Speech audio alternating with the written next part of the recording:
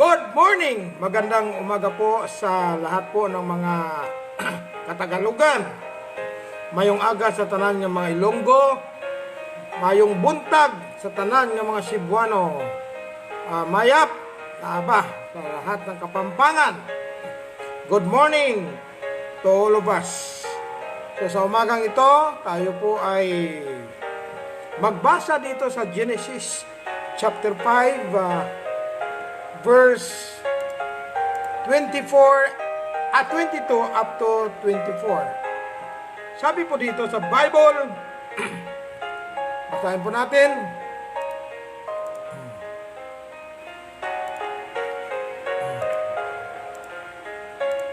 Sabi po sa Biblia, and Enoch walked with God after he begat Methuselah 300 years, and begat sons and daughters. Verse 23, and all the days of Enoch were 365 years. Verse 24, and Enoch walked with God, and he was not, for God took him. Tayo po ay manalangin. O Diyos na makapangyarihang Ama, maraming salamat po sa umagang ito. Kami po ay nagpupuri at nagpapasalamat sa inyong katapatan sa aming buhay. Ano man ang takbo ng mundo, you are still on the throne. And according to the Bible, dapat po mangyari ang mangyayari. Ngunit kayo po ang may kontrol ng aming buhay. Pagpalain niyo po ang Philippians 2:16. Pagpalain niyo po Pastor Teddy Fulgencio na kanyang bidding sa Quirino ngayon. I-bless mo po. Preacher Daniel Fulgencio, pagpalain mo ang kanyang nalalapit na ordination as an evangelist. Pagpalain mo rin po si Pastor Jerry Mendoza, ang kanyang tahanan, lahat ng kanyang mga membro doon po sa Las Piñas. Pagpalain mo rin po Pastor Raimundo Castañeda at ang kanyang may bahay si Ma'am Christy Castañeda at ang kanyang ministry. Pagpalain mo rin po si Pastor Resty Rivera. Pagalingin niyo po siya, babayin mo ang kanyang buhay, ang kanyang tahanan at ang kanyang ministry. Pastor Jonathan Pascual, Pastor Cyril Ganancial, ang kanyang family at ang kanyang ministries. At ganoon din po si Pastor Cyrus Ganancial. Pagpalain mo po siya at ang kanyang pag-aaral at ang kanyang gawain. Pagpalain niyo rin po si Pastor Francisco Carlo, Pastor Gamilo. At ganoon din po, Panginoong Diyos, sa lahat po ng mga kapartneran ng Philippians 2:16. Bigyan niyo po kami ng karunungan at kalaman sa oras na ito. Puspusan niyo po ang inyong lingkod ng banal na Espiritu Santo. Balutin niyo po kami ng iyong mahal na dugo. Samahan niyo po kami sa sandaling ito. Pagpalain niyo po ang mga members ng bawat lokal Bible Baptist Churches, bawat lokal ng Baptist Churches. Sa iyo po namin pinabalik ang papuri at pasasalamat. Ito po ang aming dalangin sa matamis na pangalan po na Jesus. Lahat po magsabi ng Amen and Amen. So mga minamahal at mga kapatid sa Panginoon, ang ating pong topic sa umagang ito, Enoch, a man who walks with God. Enoch, a man who walks with God. Yan po ang ating topic. Si Enoch, isang tao na namuhay kasamang Diyos. Alam niyo po, mga minamahal at mga kapatid,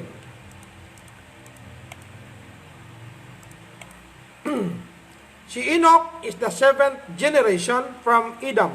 Ikapito po siya mula kay Adam. Ikapitong generation. He was a son of Jared and the father of Methuselah, who is the oldest man in the world. Because Methuselah's age before he dies is 969 years old, according to the Bible. So, wow! Napapawaw tayo na si Enoch po ay biniyayaan ng Diyos ng ganong kahabang buhay. Dahil po sa kanyang amang si Jared, no?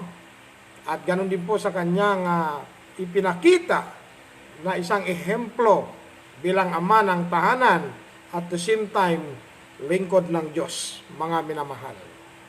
Kaya ang haba po ng buhay ni Methuselah na anak po ni Enoch, mga minamahal at mga kapatid. According to Genesis chapter 5 verse 27, and all the days of Methuselah were 960 and 9 years, and he died. Patay pa rin po siya. So, ang kamatayan, yan po ang result nung na-failure ang ating lolo na si Adam, mga minamahal. Kaya ang sabi sa Hebrews 9:27, and it is appointed unto men once to die. So, mga minamahal at mga kapatid, itinakda sa tao minsang mamatay. Pagkatapos po ay ang paghukom. So, are you ready to meet thy God? Yan po ang ating isang katanungan na lalong-lalo na po ngayon sa panahon ng pandemic na ito. Ang buhay daw ngayon hindi payamanan. Ang buhay daw ngayon ay dapat maging masaya. Bakit? Baka bukas patay na tayo. Kaya kailangan we are always ready, no? Kahit anumang mangyari. So we need to serve God faithfully. Number one, because our topic is Enoch, a man who walks with God. So number one, Hebrews 11:5. By faith, Enoch was translated that he should not see death, and was not found because God had translated him. For before his translation, itong maganda, he had this testimony that he pleased God. So number one, a man who have faith in God. So, number one, si Enoch, tao na mayroong pananampalataya sa Diyos, mga minamahal. Ang faith ay mahalaga sa ating buhay bilang lingkod ng Diyos, bilang anak ng Diyos, bilang worker, o bilang Kristiyano, mga minamahal at mga kapatid. Especially on this pandemic, we need faith. Amen? Hebrews 11:6, but without faith, it is impossible to please God. For he that cometh to God must believe that he is, and that he is a rewarder of them that diligently seek him. Kaya po yung ibang mga Kristiyano, nawala na yung faith. Pag nawala na yung faith mo, wala ka nang ganang magsamba. Kasi sabihin mo, pandemic, hindi po. Hindi po ng dahilan. Ang dahilan po, nawawalan na po ng faith. Kaya mahalaga po ang faith, ang pananampalataya, mga minamahal at mga kapatid. Si Enoch, a man who have faith in God. Mayroon siyang pananampalataya sa Diyos, mga minamahal at mga kapatid. So, kailangan natin ng pananampalataya bilang isang Kristiyano, bilang isang ama ng tahanan, bilang isang pastor. Kasi po, pag ang pastor wala nang pananampalataya, wala nang ganang mangaral, wala nang ganang magbasa ng Bible, wala nang ganang magsuway ng mga kasalanan, and then wala nang ganang manalangin. Kasi po, nawala na ng pananampalataya, nawala na ng pag-asa. Kaya po mga minamahal at mga kapatid, don't lose hope. We need faith in God, mga minamahal at mga kapatid. Yan ang number one. Now, letter A, Enoch was protected by God just because of his good testimony in pleasing God while he was living on earth, despite of the evil people around him. Mga minamahal, ginproteksyonan ng Diyos si Enoch dahil po sa kanyang magandang patotoo, magandang testimony. upang lugurin ng Diyos. Alam niyo po mga minamahal at mga kapatid, kung mayroon po tayong ginagawa, ang pagpangangaral ng Word of God is not to impress people, but to please God. So, we are doing our part to be faithful in preaching the Word of God, not to impress everybody, but to please God. According to 1 Corinthians 10:31, whether therefore you eat or drink or whatsoever you do, do all to the glory of God. Dapat ang ating ginagawa for the glory of God, not for the glory of our family, not for the glory of our members, but for the glory of God. Mga minamahal at mga kapatid. And God will protect us from any forms of viruses, COVID-19, Delta variant. Alam niyo po mga minamahal at mga kapatid, may vaccine ka o wala, pag ikaw ay itinakda na mamamatay, mamamatay ka. Ayon po sa Hebrews 9:27, and it is appointed unto men once to die, and after that, the judgment. Kaya po mga minamahal at mga kapatid, letter A, Enoch was protected by God just because of his good testimony in pleasing God while he was living on earth, despite of the evil people around him. Tagalogin ko po, si Enoch na po iningatan ng Diyos dahil sa kanyang magandang patotoo na kung saan ay nilugod niya ang Diyos habang siya nabubuhay sa mundong ito sa kabila ng mga masasamang tao sa kanyang kapaligiran. Mga minamahal at mga kapatid, this morning, aming family devotion ay nasa Ezekiel po kami. Si Ezekiel po, mga kapatid, he is a prophet and priest, and he was prophesied during the captivity in the river of Chebar. At mga minamahal at mga kapatid, sila po ay captive, no? Ibig sabihin, alipin. Makikita po natin na ang prinsipyo doon, kahit alipin sila, they were not stopped serving the Lord. They were not stopped keeping their faith on the Lord. Ibig sabihin, they were not comforted because they were slaves, no?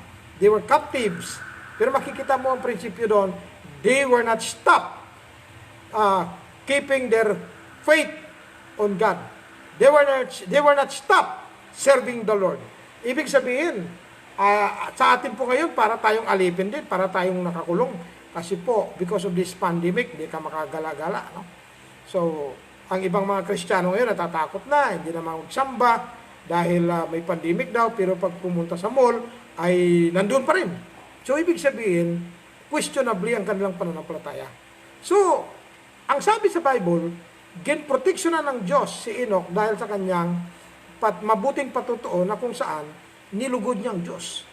Letter B, Enoch was translated by God and he never experienced death because his testimony on his life while on earth was favored by God. Nagkaroon ng pabor mula sa Diyos. Kaya iniwasan ng Diyos. Ibig sabihin, this refers to rapture, no? Na bago ibuhos ng Diyos ang kanyang puot, no? I-translate ang Kristiyano. Kaya napakaganda, no? Kompleto ng mensahe ang buhay ni Enoch. Ang ginawa, translated, no? Meaning, this is pictures of rapture, na kung saan God will send into the air and to take his people before he was going to pour out his wrath on this earth. Imagine mo, 7 years of great tribulation period. Kaya bago po mangyari yan, ita-translate ka ng Diyos. Ano pang lesson natin makuha? Sa mga lugar na kung saan maraming virus, God will guide us to translate us from one place to another place. Kaya po mga minamahal, mga kapatid, by the grace of God, dito po sa San Miguel, Bulacan, dito po sa Bulacan, ang balita dito, pamilya-pamilya na po ang naapektuhan ng COVID Delta variant o COVID-19. No?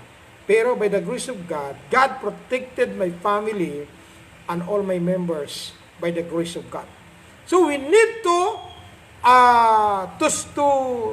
keep our faith in God, mga minamahal at mga kapatid. Ang kailangan, para malaman mayroon kang pananampalataya, don't be afraid. Yan ang kailangan natin. Kasi pag ang tao'y takot, absent na po ang faith niya. Wala na ang faith niya. Wala na. Nag-deteriorated na. Wala na. Bagsak na. Pag bumagsak na yung faith mo, yan ang tinatawag ng Diyos na, welcome home, my son. Welcome home, my daughter. Kaya delikado. Kaya po mga minamahal at mga kapatid, ang payo ni Jesus Christ sa John 14 verse 1, let not your heart be troubled.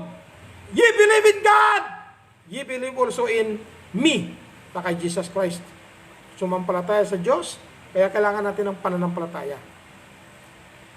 Ang pananampalataya ang nagbibigay sa atin ng kapayapaan according to Romans chapter 5 verse number 1. Sabi po dito sa Romans chapter 5 verse number 1. Therefore, being justified by faith, we have peace with God through our Lord Jesus Christ.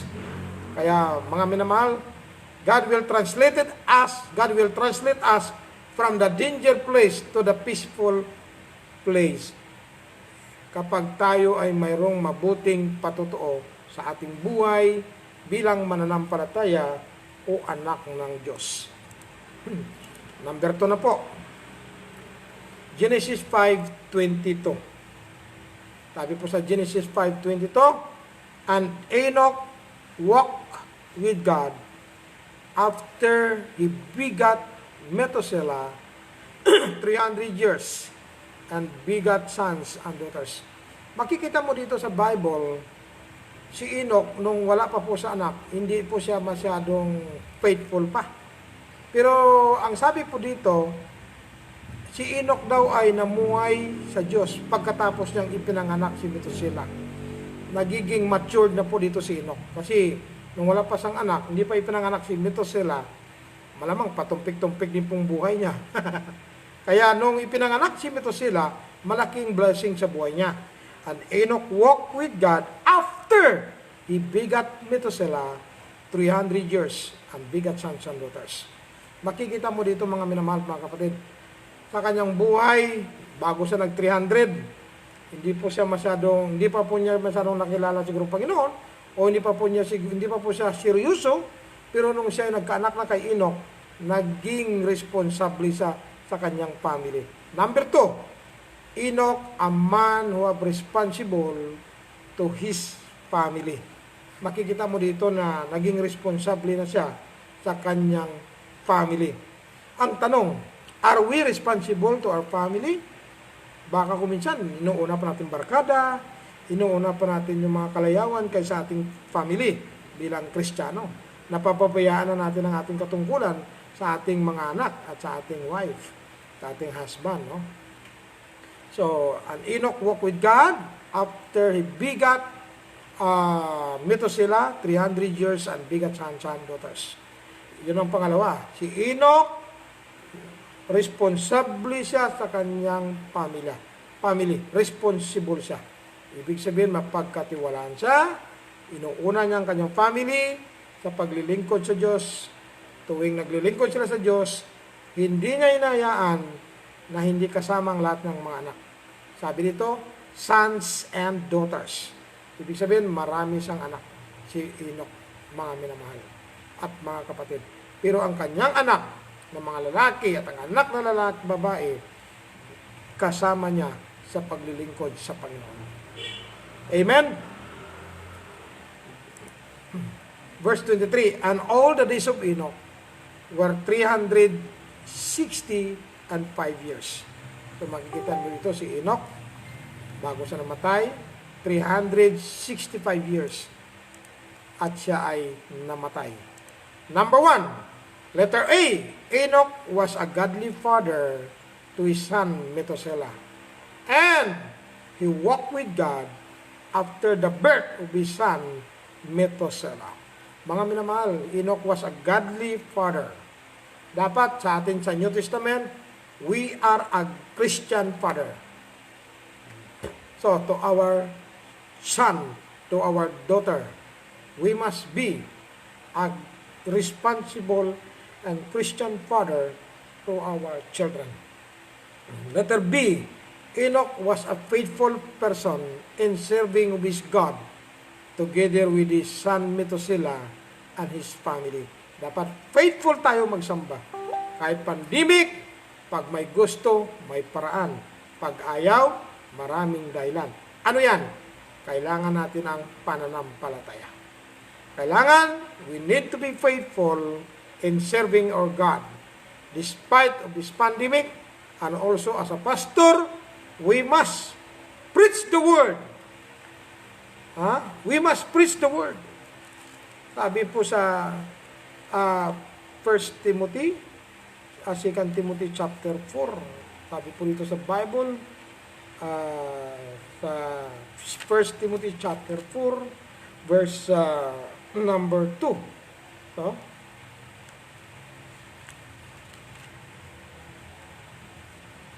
sabi po sa number 2 sa 2 Timothy, preach the word, be instant in season, out of season, reprove, rebuke, exhort with all long suffering.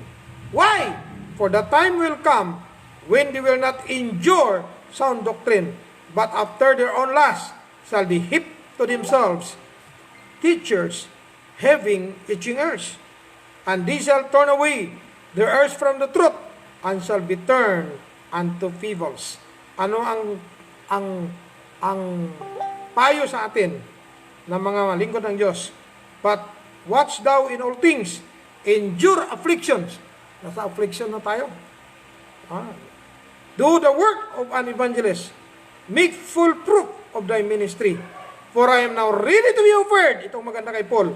And the time of my departure is at hand. Sabi ni Paul, I am ready na. Ready na po ako. I have fought a good fight. I have finished my course. I have kept the faith. Malaga yung pinaka-last phrase. I have kept the faith. Dapat nating ingatan ang ating pananampalataya. Kahit yung iba ay hindi na maglingkod sa Diyos, tuloy po tayong maglingkod sa Diyos. Because God is always faithful to all faithful children of God. So, mga minamahal, si Enoch faithful sa kanyang family. No? Faithful siya sa paglilingkod sa Diyos kasama ang kanyang family. Nakakaiyak po, no? Nakakaiyak yung buhay ni Joseph. Makikita mo si Joseph na ibininta siya. Tapos nung nagpakilala na siya na nag-gobernador siya, nung nagpakilala na po siya, umiyak ako. Kasi yung mga kapatid niya, natakot na. Sabi ni Joseph, don't blame yourself. This is the plan of God. To send me first here in Egypt to save lives. Kaya po mga namahal, kaninang umaga, ginawa kong illustration yan. Umiyak ako habang kami nag-devotion. At yung panganay ko si Helen Smile, talagang seryoso. No?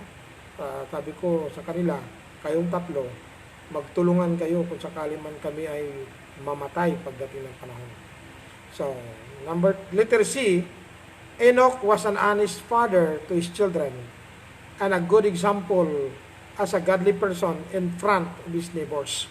Mga minamahal at mga kapatid, si Enoch, honest na tatay sa kanyang anak at mabuting patotoo bilang makadiyos na tao sa harap ng kanyang mga kapitbahay. Kaya po mga minamahal, yan po ang letter C, under ng number 2, Enoch, a man who have responsible to his family. And Galatians 6 verse 10, as we have therefore opportunity, let us do good unto all men, especially unto them who are of the household of faith, mga minamahal at mga kapatid. Number 3 na po, Jude verse 4:10, and Enoch also the seventh from Adam. Tama po, di ba? Enoch is ika-7th generation, the seventh from Adam. Prophesied of this, saying, behold, the Lord cometh with 10,000 of his sons. Ibig sabihin, ang gin-prophesied ni Enoch tungkol sa second coming ni Jesus Christ na the second part of the second coming, the revelation. Yung paglapag ng paa ni Kristo Jesus sa Mount of Olives sa International City, Tel Aviv sa ngayon, sa Jerusalem o sa Israel, kasi ang rapture doon sa air. Ito, darating si Kristo kasama ang 10,000 of His saints, mga minamahal. Si Enoch nag-prophesy dyan. So number 3, Enoch, a man who have faithfulness in doing God's ministry. Yan ang pangatlo. Enoch, a man who have faithfulness in doing God's ministry. Faithful siya sa paggawa ng ministry ng Diyos. Bilang pastor, ang ating ministry, our responsibility according to Ephesians chapter 4, verse 12, for the perfecting of the Son, for the edifying of the body of Christ, and for the work of the ministry. So, if you are a member of a local church, your ministry is to support your pastor, is to win souls together with your pastor, is to support your pastor through faithfulness of returning your tithes and offerings, and giving your first fruit, and your mission, what you have already promises to God. You are to be faithful in your ministry. Your first ministry is your family to bring to God. Kailangan, pag hindi pa po Kristiyano lahat ang ministry, ang mga family mo, your ministry is your family to bring unto God. Para sila ay maligtas. Katulad po ng isang babaeng pukpok sa Biblia na si sino po yun? Nakalimutan ko na tuloy. Si Rahab. Makikita mo si Rahab, concerned siya sa kanyang family. At ganoon din po si Joshua 24:15, but as for me and my house, we will serve the Lord. Yan po ang maganda. So, mga minamahal, mga kapatid, Enoch, faithfulness revealed on his true character. Makikita mo yan because he was walk with God honestly. He walked with God honestly. May tao man o wala, he walked with God honestly. Kailangan natin yun. Kung minsan, mga Kristiyano, maglingkod lang sa Diyos pag nandiyan ang pastor, pag nakikita po na siya ng pastor. How about if you are alone sa isang lugar, ikaw na lang isang anak ng Diyos? So, dapat tumayo, no? Dapat ipakita mo, you are the living letter or living epistle as a Christian. We are the light and we are the salt. Sabi po sa Matthew 5:16, let your light so shine before men that they may see your good works, that your Father which is in heaven might be glorified. Kaya Enoch faithfulness revealed on his true character, no? Because he was walked with God honestly. Yan ang letter A, under ng number 3. Letter B, Enoch faithfulness rewarded by God because he walked with God industriously. Amen? Amen. So, ang katapatan ni Enoch ay binigyan siya ng Diyos ng reward dahil naglingkod siya na masipag sa paglilingkod sa Panginoon. Huwag tayong tatamad-tamad! Kahit malamig, kahit tag-ulan, kahit bumabagyo, dapat maging masipag tayo sa paglilingkod sa Diyos. Maging masipag sa pag-attend sa devotion. Maging masipag sa panalangin. Maging masipag na pagbasa ng Bible. Maging masipag papunta sa church. Maging masipag sa pag-win ng kaluluwa. Alam mo, biyaya ng Diyos last 2 nights ago, alas 9 ng gabi, mayroon pong isang 14 years old na babae, ipinanganak sa Israel. Sabi ng mama niya, Pastor, Hudyo yung anak ko. Ha? Hudyo yung anak mo? Bakit? Kasi po, sabi ko, bakit ba? Hudyo ba yung asawa mo? Hindi po. Kasi po nakatira po ako sa Israel ng 12 years. Ganun pa ba? Tapos, doon po ipinanganak yung anak ko.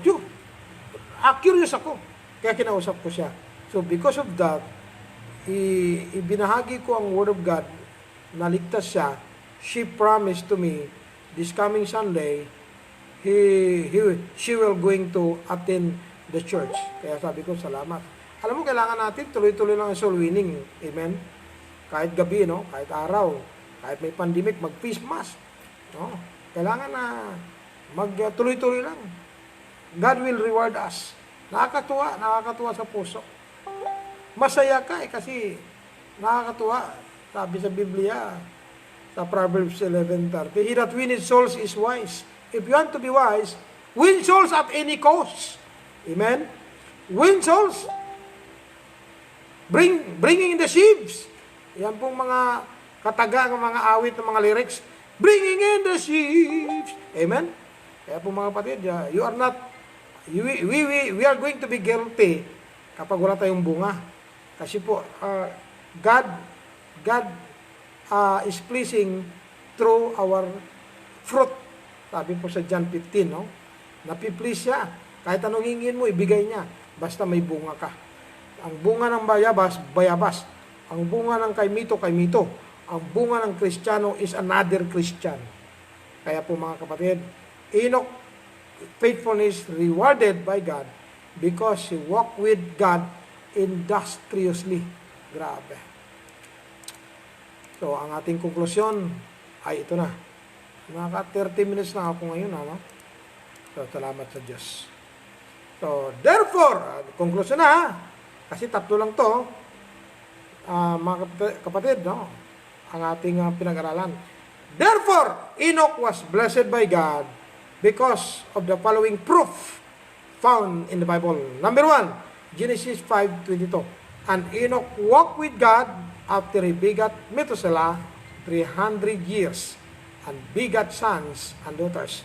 Number 2, Hebrews 11:5. By faith Enoch was translated that he should not see death and was not found because God had translated him.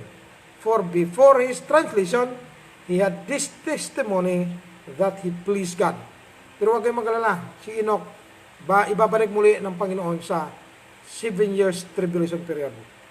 Kailangan siya makaranas ng kamatayan. Kasi po, according to 1 Corinthians chapter 15, verse number 51, bones and blood cannot inherit the kingdom of, enter the kingdom of heaven. Kaya po, ibabalik siya ng Diyos para makaranas siya ng kamatayan. So, Jude, number 3, last, Jude 1, verse 14. And Enoch also, the seventh from Edom, prophesied of this saying, Behold, the Lord cometh with 10,000 of his sons.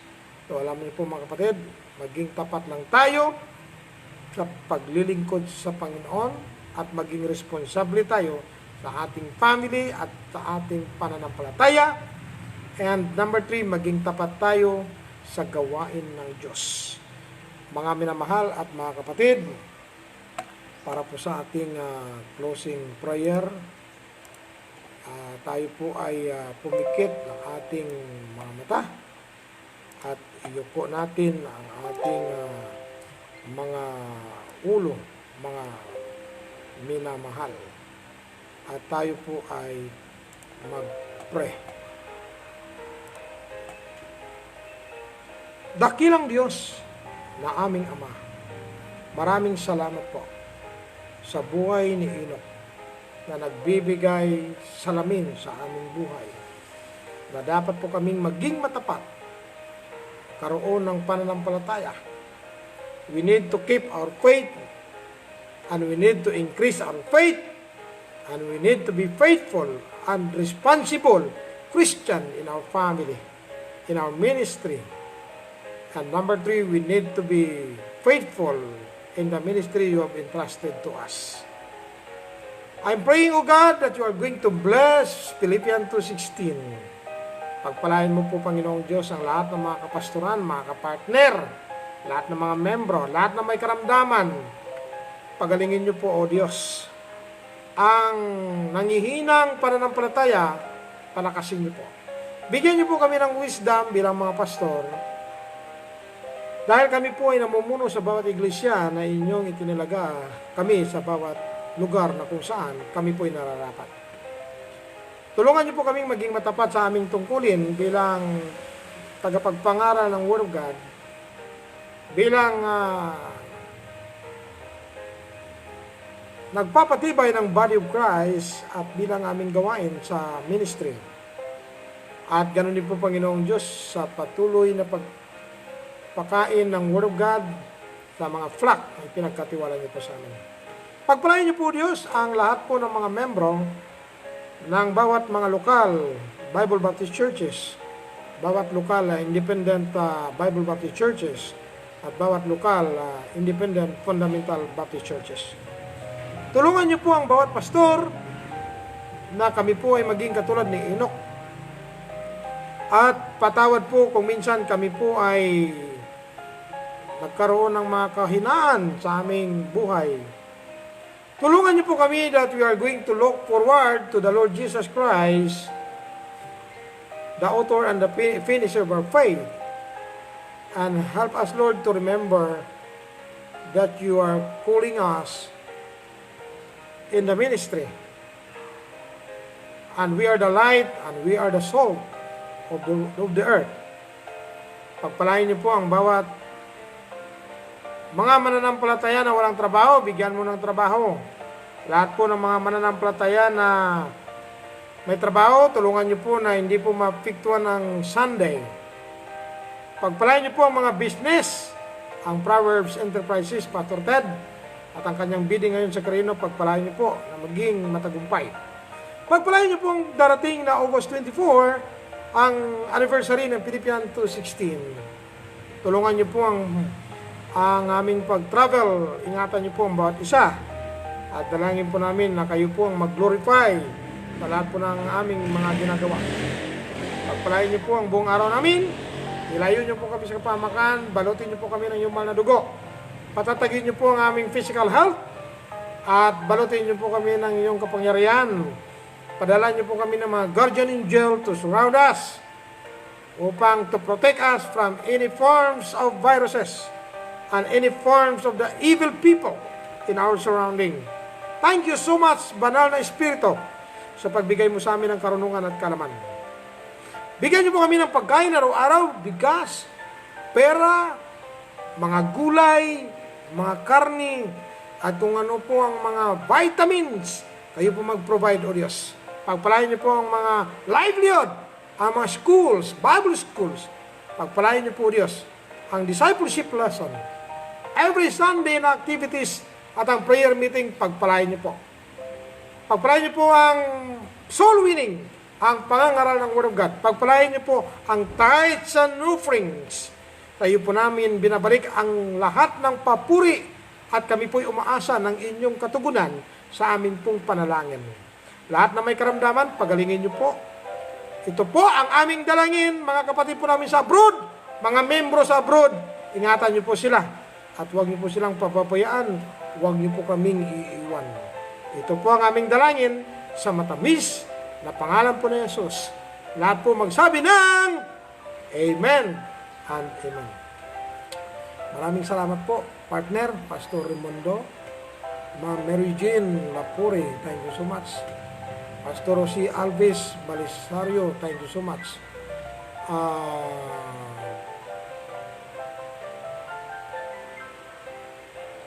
Pastor Jerry Mendoza, thank you so much po. Hindi ko na po kayo maisa-isa pa. Aking wife, thank you so much din po. Kay Ma'am Modista, thank you so much. Ma'am Nancy, si Ma'am Shailana, thank you so much. And Brother Andrew Villablanca, thank you so much. Pastor J.C. Pigmani, Brother Ramyo Rivera, thank you so much. At saka Pastor Tidi Polencio, thank you so much po. And